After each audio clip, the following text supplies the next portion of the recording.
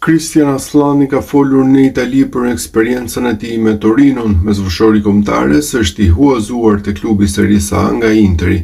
Në intervistën e tij për Sport Mediaset, Aslani ka surprizuar me sinqeritetin e tij. Mesfushori tregon se ishte më e mira të ndryshonte ekip. Eksperiencat e Torino? Mirë, kemi marrë një barazim në Rom kundër Lazios, më vjen keq meritonim diçka më shumë në fund, bëm një ndeshje vërtet të fortë, u kthye në nivelet ku duhet të jetë Torino që duhet të luftojë për gjëra serioze. Tani kthehemi, dim që kemi Napoli, një ndeshje shumë të vështirë, sa herë futemi në fusha bëjmë për të fituar. Në të gjitha stërvitjet jemi shumë konkurrues mes nesh, japim maksimumin dhe rezultatet ndonjëherë shkojnë edhe keq, si në Parma, por kemi pasur forcën të reagojmë kundër Lazios. Largimi nga Interi?